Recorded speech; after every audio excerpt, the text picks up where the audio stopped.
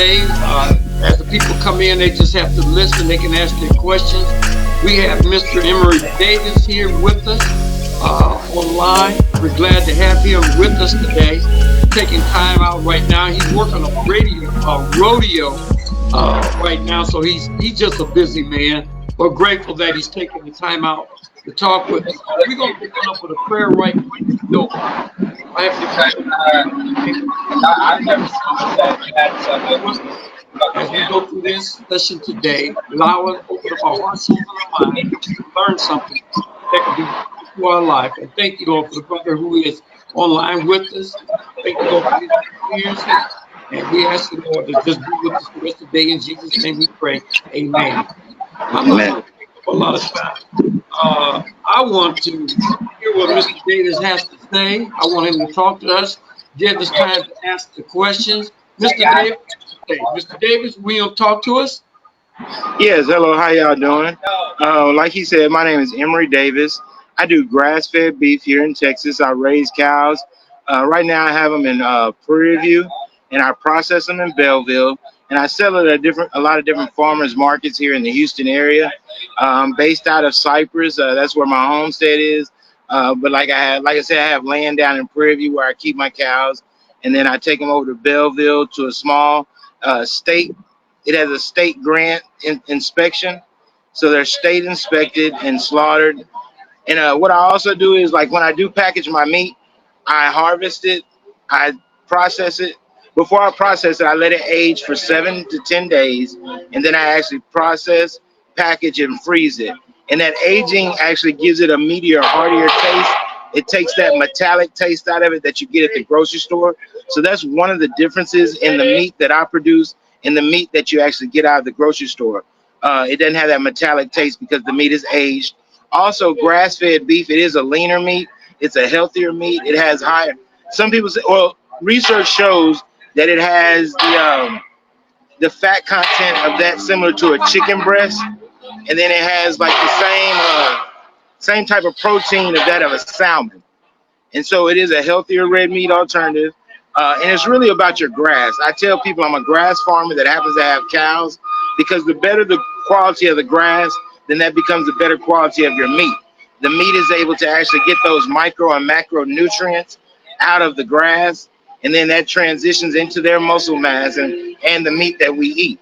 So I don't use any antibiotics, I don't use any growth hormones, and I don't use steroid shots. Most of the cows that I do process, I raise them. I also farm out to other farmers, and I buy what you would say is like weaned calves, and those are those calves that have gotten off their mom. They don't need the security of their mom anymore, and they're actually grazing in the pastures. So I'll take those calves, I'll put them out on my land, I graze them out there, and then I try to treat them as best as possible until that one bad day. So that's kind of like the basis of what I do. I thank you for that, and I appreciate it. Can you hear me now? Yes, sir. All right. The one thing that aggravates me, and I'll just use that word, is when I eat meat at restaurants or when I buy meat out of the store, I just never am satisfied with it. Not only am I interested in what you're doing, is because I also want to see if I can purchase directly from you. And you do that, don't you? I do sales. So like I said, right now it would have to be bought in the state of Texas, and then it can be taken anywhere you want. But with me, like, I'm working right now on a processing plant to get USDA certified, and with that USDA certification, then I can ship it directly to you. So there's like a little loophole with it. With the Texas grant inspection right now, I can sell it in Texas, and it can be taken anywhere that I want to take it. If you understand that. I think I heard that. I have a question. Yes. So if I have a relative that's near you and they purchase the meat, can they pack it on ice and ship it to me? Sure. Yes, ma'am. Yes, ma'am. Okay, thank you. Or when I drive down there and pick it up myself and bring it back home, I'm good, right? Yes, sir. Next time you come down and visit us, let's not wait till next year, the beginning of next year. That was the first time I met you and everything. It was an Yeah, enjoyable meeting. yeah. I enjoyed that. And it's so surprising how I'm sitting back right next to a black cattle rancher until we started talking. I didn't even know who he was, but I am so glad that we have. I do want to do that. Question about freezing meat. When you freeze meat and put it in the freezer, how long can you leave it in the freezer and still not lose the taste? It'll stay in the freezer 8 to 12 months. That's my rule of thumb. I go 8 to 12 months. It'll stay frozen as long as you don't defreeze it. As long as you don't defrost it, take it out and try to put it back in. That cuts down the shelf life exponentially. That then I would only keep it for another month because after that it'll start because it did some condensation may have collected in the bag and you'll start getting a little freezer burn around the ends and stuff like that. So as Um, long as you keep it frozen, it will stay frozen for 8 to 12 months. okay. Is there a website that can be found? Yes, I do. If you look up My Mark 61 Cattle Company, it will bring up the website. You can send me emails, and also with that email, if you put in there that you'd like a product sheet, I can send you a price list and the product sheet. I haven't put it up yet. I am still working on my website, but Okay. if you send me emails to there, also I'm not sure if you're on social media. I Hmm. do a lot of things through social media. The Instagram, it's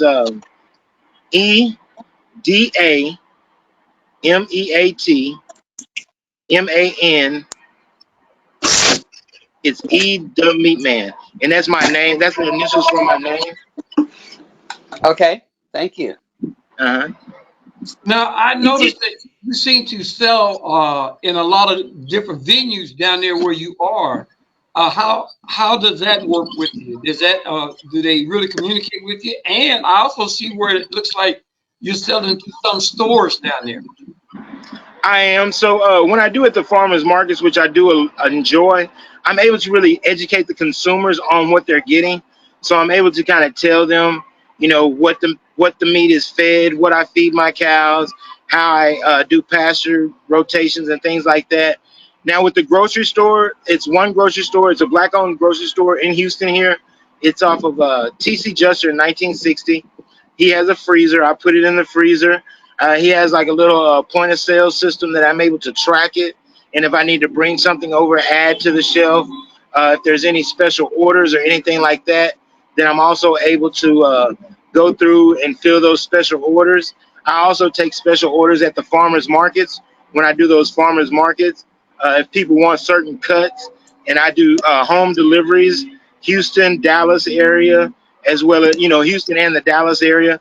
I am originally from Dallas. I'm a commute to Houston, so I'm a transplant to Houston, I should say. So I've transplanted, live in Houston now. It's because the farmers market are a lot bigger in Houston. There's a lot more of them, and I've also been able to kind of partner with another gentleman that he has a built-in sales team to where they go to 4 or 5 different markets every weekend. So now my product is able to get out. It's just not me, the only person selling it. I have different avenues where I can actually get the product out to different people and reach more venues to be able to tell people about the meat and stuff. It sounds good. You also stated also when I looked up your information, you spoke about the protein. Give me some more information about that. All right, so grass-fed beef. Okay, so what you buy in the store, the first thing that they do to that cow is they give it a hormone shot, a growth shot, a steroid shot, and an antibiotic. Then they put it in a feed lot and they feed it corn, cottonseed hull, and brewer's yeast. And those things, they really don't have any nutritional value, but they're to make the cows heavy and fat, and they fill them out. And so with eating the grass, it's really about the conditions of your grass, because like I was saying, the micro and macronutrients in the grass, be it the CLAs, be it the fat content, it's a better fat content. It's not the I forgot the two, but it's not the bad fat. It's the good fat that gives it the flavor and the protein and the cows are actually able to get those proteins and the minerals from the grass, so you don't have to do a lot of supplementing. It's no medicated feed, so those traces aren't really following through, onto the cow, because anything that you give that animal, it's absorbed into the animal, into the meat, and then it's passed on to us. Yeah, I hear everything you're saying, and that does concern me. But I was really interested in knowing too about this protein, and I appreciate you. Oh, Uh, okay. Okay, now on the protein, it has 3% higher protein than regular meat. I'm sorry, three times, not 3%, three times higher protein than the regular meat that you get in the grocery store. It also has the beta carotene in it. It also has the beta carotene, the CLA, and all of those are things. The CLA is a carcinogen fighter. So those things that cause cancer is able to combat those. And it's because it's naturally grown and it's not grown at a fast rate. Also, with it, it does take about 6 to 8 months longer to get a grass-fed cow up to weight for harvesting. And so this natural process, it doesn't rush it. And so they're actually able to absorb a lot more of the protein that you need. And that protein transitions over to us. Now you got to also think with everything, it's done in moderation. So you can't overeat it, just like you can't overeat other things, sweets and stuff like that, because it's still a high content protein, high protein content, and it also has a high iron. So if you're anemic and things like that, grass-fed beef is good for that because of the iron that it has in it. It also has the traces of traces of mercury, which also help and assist with your development. And it's real good to, if this is something that you could feed to young kids as they're developing, it helps their development better. We give our kids a lot of sweets and we eat those fast food burgers and stuff like that, but those are really fillers, and that's why we have like our children are getting larger, and then they give them those antibiotics and growth hormone shots, and so our kids are taking that in and they're developing a lot faster than we did, growing up and eating those natural foods. So the grass-fed beef is able to accumulate the protein and store the protein in its actual meat content better than that of what you get in the stores, because in the stores, like I said, once again, they feed a lot of fillers, and those fillers do not have any nutritional value.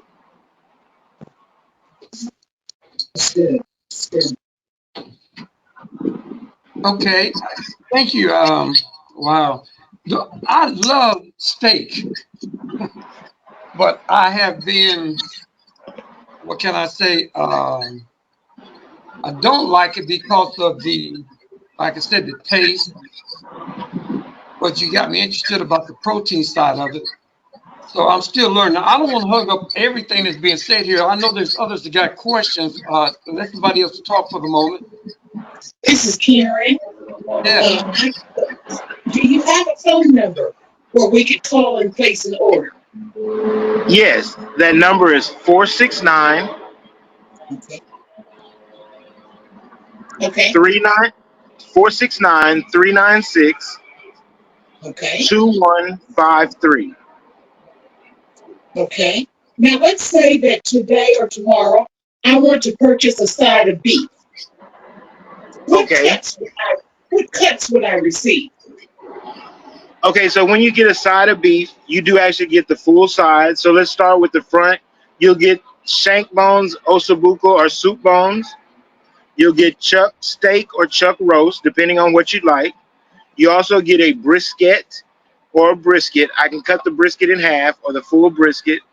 You'll get ribeyes, and so you can get ribeyes. You can get T-bones or New York strips. You can't have both because they come from the same part. You'll also get sirloin steaks, rump roast, flank, your flank, which is also used for your fajita meat, as well as your tip, tip roast, rump roast, shoulder roast, and yeah, that's, I think I've gone down the cow. Yes. Oh, and the most valuable part, a lot of people ask about it, but they got to remember it's only one tail to a cow, the oxtail. All right. So does that got to do with the oxtails? That is Yeah. it, right? I get a big request for oxtails, and I have to tell people, there's only one tail to a cow.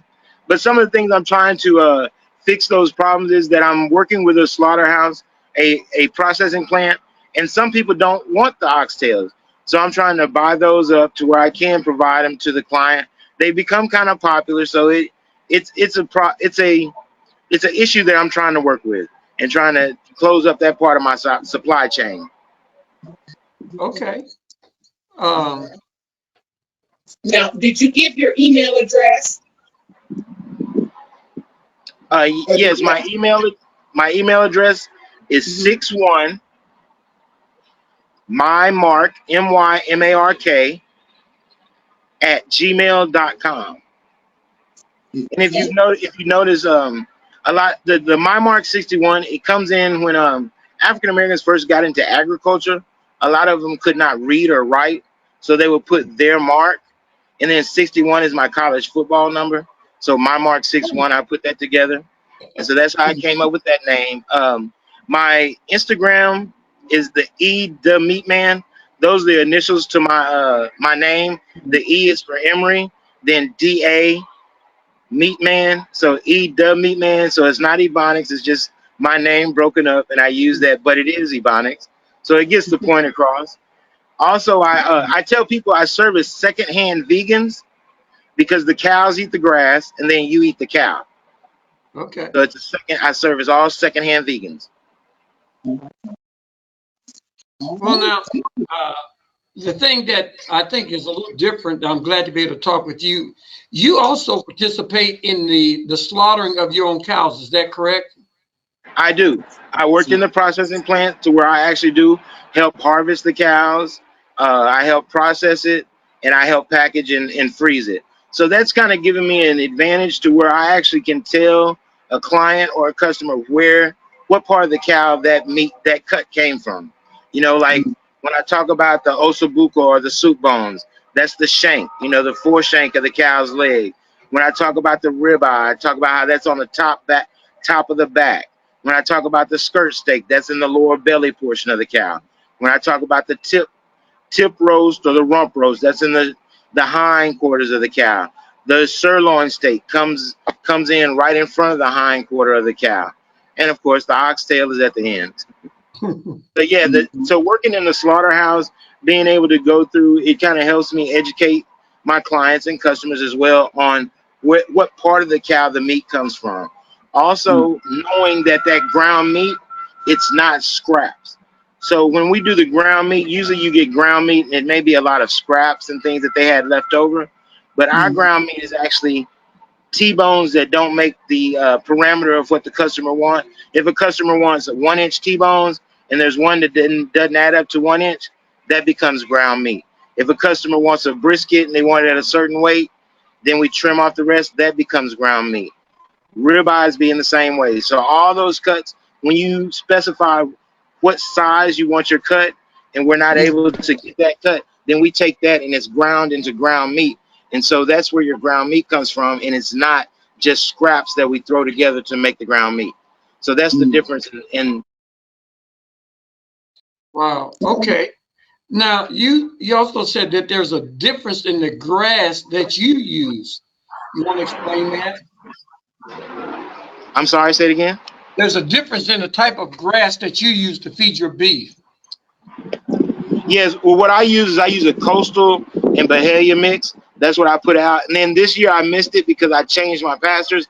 But during the winter, I use a winter oat and rye, and that's green during the winter time. And so they're still able to get those nutrients when the other grasses go dormant, and they're not a. When a grass goes dormant, it's about sustaining life, and so it takes care of its roots to where it can come back up the next year. So you put a cover crop in, and when you do those cover crops, then that gives the cow that additional time to be able to to grab those nutrients from the grass and everything. So those grasses do make a difference. Also, I feed alfalfa. It's a higher protein. That Yes. alfalfa is a higher protein, and sometimes it runs the cows a little hot, just like in horses. So I have to watch the intake of that. I don't give them as much of that as the other grasses because of that real high protein content. And you got to just kind of look out for things. You have to be a steward of your animals, and doing. I check and make sure that my animals don't have scours. They're not going around with like just issues, parasites in their. I follow them around the pasture, Yeah. check and make Yeah. sure that they don't have parasites in their feces when they dump, and all those things help and benefit that cow when it has to gain weight, when it has to catch the nutrients that it needs. Hold on, and when it's not, when a cow is sick, it's not able to perform correctly, and so those cows make it doesn't produce a good product. So then, therefore, I would be passing on a bad product to my customers. So it's about being a steward to the cows, uh, taking care of the cows, your health of your cow, almost a veterinarian. I still have to call in a vet. And then usually if I do call in a vet on a cow and I have to give it an antibiotic or some type of medicine, I cull that cow from my herd. And then that cow usually will be sold and I'll buy a replacement for that because that's one of my rules of thumb. I try not to supply a product that I've had to give supplements like the antibiotics, steroids, or possibly meds for it to help it out. If it got sick. Well, it sounds like to me if I got to eat meat from now on, I got to eat it when it comes from you because I don't think that service is going to be applied to anybody else. That's right. Yeah, I mean, in commercial, in talking about commercial meat, it is a business, and they have to produce a lot of meat for a lot of people. So the process is rushed. Like I said, they're put in feedlots, they're given those fillers, and then they're ran down an assembly line. Yeah. So a lot of times things may be overlooked. They do have inspectors in there, but just the sheer volume, some things may be overlooked. Like we had the issue with mad cow disease. So they've instilled different things like any cow over 36 months old, you can't get T-bones out of because they take the spinal column out. And that's because that mad cow disease runs down the nervous system. And so those are little things that you just have to look out for. Wow. Anybody else had questions? I have a question. What is the most tenderest part of the cow? So the most tender part of the cow would be the tenderloin. It's in its name, but the tenderloin is a muscle that runs across the top back of the cow, and it's not utilized a lot. You can also look at the ribeye.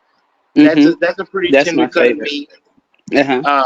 But out of all the tenderloin, and then there's also some cuts that I call them faux tenderloins, like the picana steak, which is a Brazilian cut, and it's inside of one of the roasts. You go in and you take out the Taurus major, which is a muscle group, and then you can cut that out, and it's a lot tender because it's an internal muscle. It doesn't exercise a lot. It's not the cow doesn't use that muscle a lot, so that's Mm-hmm. a tender cut as well.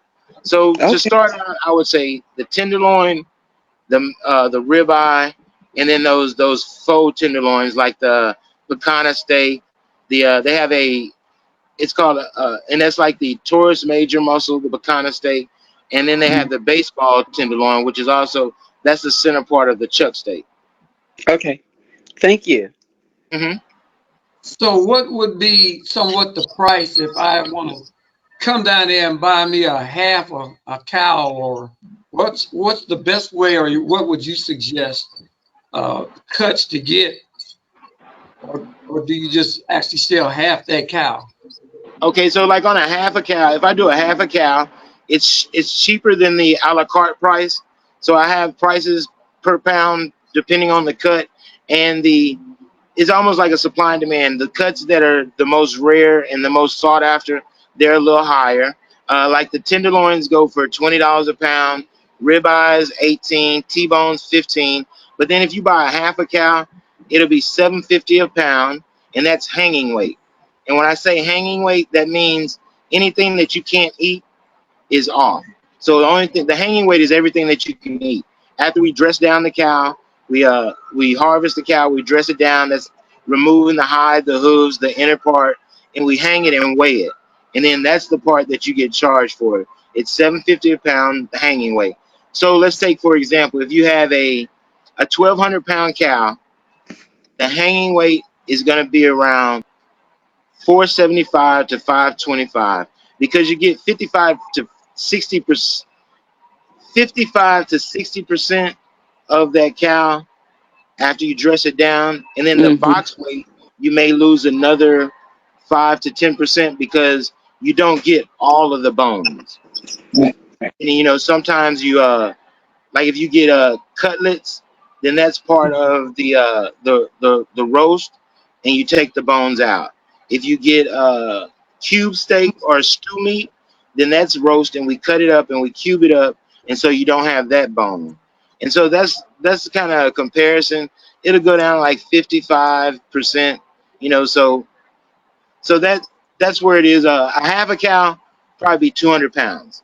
So it'd be 200 pounds worth of meat, and it can fit in a deep freeze, a normal size deep freeze. Now that's the whole cow, That's a half a cow. half a cow. It's What you like just 200 pounds. what you just said is a great. I can see a great deal of difference in cost versus weight doing it in that manner because you just took out a lot of the stuff that we buy in the store with the meat. Right, Okay, it right. seems Like I getting say, darker where you are because it's getting your picture's getting darker. okay, let me see if I can get some. How about that? Is that better? Yeah, Yes. but that is that's a huge savings when you talk about it. Not to mention the cost of meat now that's gone up in the last 30 days. Oh, yeah. There's no comparison to the price that you just gave us to what they're selling it for. Oh yeah, and like I say, that's because you're buying it in quantity. The discount comes in quantity. Now I don't have to store that meat. I don't have to take it to different outlets. You're just buying the whole cow. That's a big thing that I've been pushing on is like those bundle boxes and things of that nature. I do I'm sorry, I'm trying to get my light right here for you. But I also do a butcher box at some of the farmers markets, and with those Mhm. butcher boxes, there'll be a $75 packet, a $175 packet, and a $300 packet, and it just depends. Different cuts, you get different cuts with it, and things like that. So I do sell in I guess when you buy in volume, you do get a discount. I'm sure. I'm sure. Wow. Okay. Now, this is Karen again. Let's say that I ordered a side of beef and tell you that I'm coming down to Texas and I'll pick it up. Um, so um, would that be difficult? Yeah, no, okay. The only thing I ask for, like, if you want to get a side of beef or something like that, at least give me 4 to 6 weeks, notice. That way, I can make sure I can get into the processing plant. I can make sure that I have a cow that's ready for you, and I can get Mm-hmm. it into the processing plant. Because I also age it for 7 to 10 days because it Right. gives it a better taste. So I want time to be able to harvest it, age it, process it, freeze it, and have it ready for you. So if you can Okay. give me a little heads up on when you're coming, I can make that happen. Okay. Available now. I'm Sound like sorry. I have to get a trailer and come down and get my food, and maybe have to bring back some others. Yes. Mm-hmm. Do you have any available now? Right now, I do have a cow. We're Most of it is going out to the farmers markets, so I don't have one available for wholesale like that. But like I say, if you'd like to place an order now, I can get one ready for you, and it would be ready. This is the beginning of March. At the end of the month, I can have it ready for you by the end of the month. Mhm. What about your butcher boxes? Do you have any of those ready? I do. I'm doing a butcher box. I have some that's going out on the 12th. I have 4 orders for those now, but and that's like they're a little easier because I don't have to worry about like as many of the cuts.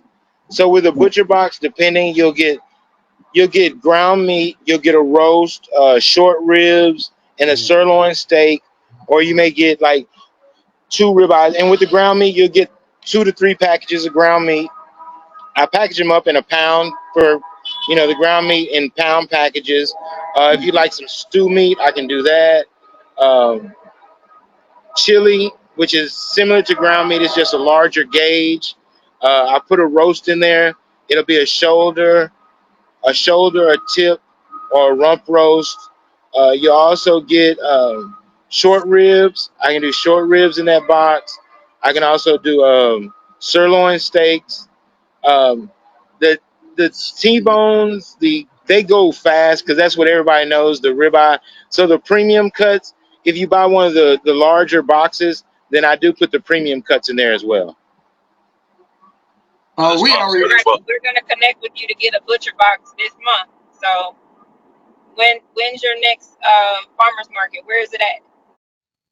On So this Saturday I'll be in Fourth Ward, Houston, which is over off of Victor. It's right. Are you in the Houston area?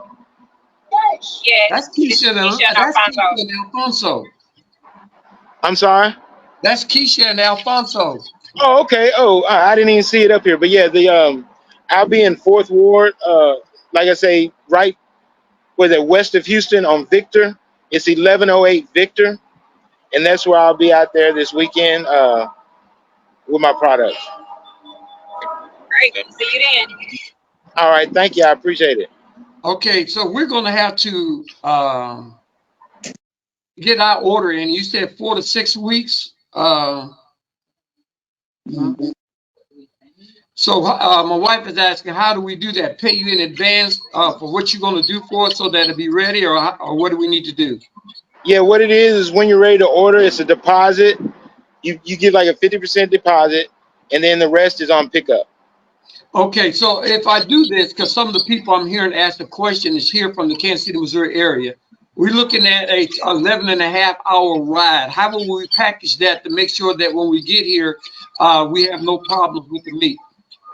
So now there is a place I deal with, a Kroger's. They have dry ice, and the dry ice they say will last for a 24-hour period. So it is frozen solid. So what I would suggest is I could keep it in the freezer that I have. It's a large freezer. Keep it frozen until you're ready to go. And then what we could do is pack it up in your cooler, get the dry ice, put it on dry ice, and then you transport it back. Okay, I will need more of the cooler because we talking about half the cow. So do I need to Right. bring a small trailer down with me? Yeah. Well, I mean, if you drive a truck, and a half a cow fit in like 3 coolers. Okay, well, I can take the seats out of my vehicle. We have an Escalade. We can take them out because myself, my wife would get a part, and then if Karen wants to or anybody else from up here, we can get together and I can make that trip and bring it back. Okay. Yep, that would be possible. I can make that happen. Okay. I'm impressed with you and how you answer all these questions and the information you have given. It makes me feel good to purchase from you. I'm ready to buy my meat from you. Well, Yes. thank you. I do appreciate it. And I thank you for taking this time, out for me and letting me tell other people that I may not have been able to reach and tell them about my product. Well, you will see the video. It'll be out there for your usage, and you can share it how you like to after this video. Uh, and I want everybody to know that he is a busy man, and right now he's at a rodeo now, taking a break just Yeah, to if you get. can see behind me. Yeah, I'm on the horse show and equipment committee, so we're getting ready for the ranch rodeo. They just did like a horse show, cutting horses and sorting horses and things like that. So we have to change over the arena and get ready for the other events. And so yeah, that's what I'm doing. And I apologize if I do have to get out and get back in. They gave me an opportunity to leave and do the interview and talk with you all. So I'm open to field any more questions. But if no more questions, I'm gonna get back at it. Well, I want you to tell me, and they don't take long. Just give me the history of your working as a farmer, and tell us also something about your wife. Okay, well, I started out. This is something my mom always says she should have took me out of the country.